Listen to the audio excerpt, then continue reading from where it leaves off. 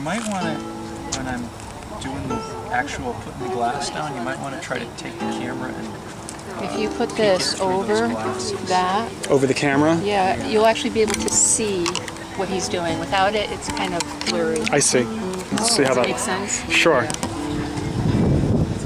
So that's what you start with, the base of that. Yeah, this is called Lampwork glass bead making, and it dates back to the 17th century when the Italian artisans had oil-filled lamps, and at their feet they would have bellows, and the bellows would increase the intensity of the heat.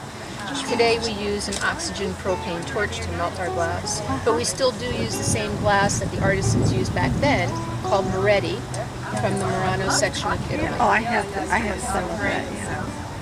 Your bead is so beautiful. Thank you. Yeah. That is really.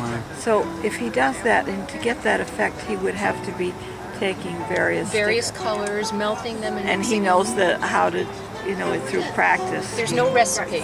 They're all happy accidents. So you can know general techniques, but the end result is always different. I'm seeing what he's doing there. This is fascinating. Another color. No, this is actually the same color. Oh, okay. A lot of the glasses change their appearance when they get hot. For instance, yellows typically turn red. A lot of reds turn black. Oh, hi. You gotta stop following me around. It's not me following you around, huh? So we must have still building up the base bead. Yeah.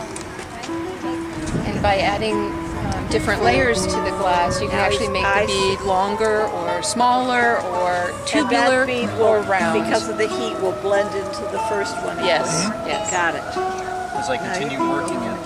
Oh, sure. First of all, I've got to buy the equipment. Probably burn the house down. That was always her fear when I first started. Yeah, well, you're still together, so you haven't burned it down yet, I guess. Not so far. You're like a comedic soundtrack.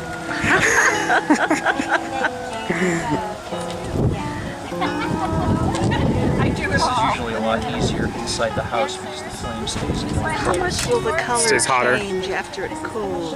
It depends on the color glass rod that he's working with.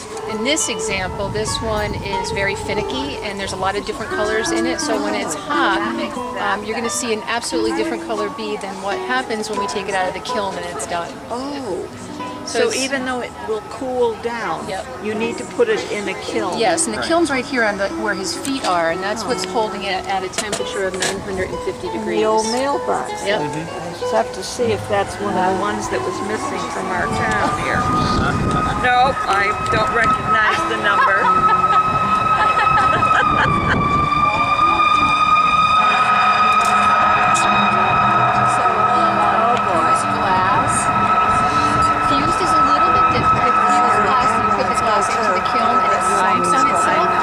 This is a process called lampworking, where we actually work the shades of glass before it goes into the kiln. Something is beautiful. So it's still working with glass, it's just a different technique. So many hours go into everything. It depends on the bead. A smaller one might only take us 15 or 20 minutes. Some of the larger ones could take beyond an hour. Depending on the color too? Depending on the color combinations and just how we go about doing it. Put some more. Oops. He's screwed up, mister. Being shocky.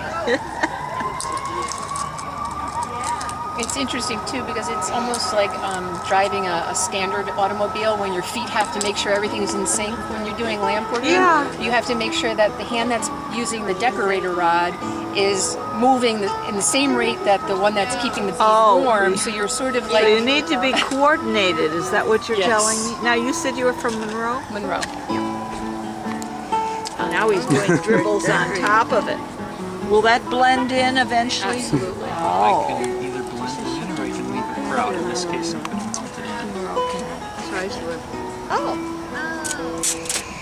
Now it's reheated again. That's pretty. Melt right in. Very fast. It's fun. Yeah. You must never get tired of doing this. No, because you never know what It always turns out differently. Pretty much. That's what's tough about making earrings, because if you think about earrings, look at these, Same. you're making one bead at a time on one mandrel. So when I made this first bead, I finished it and it went into the kiln. Now I have to remember in my head what diameter, where were the Oh colors my God. placed, what was Oh the my exact God. design. So to get two exactly the same are very challenging, but it's fun. It's challenging. I bet it's a bit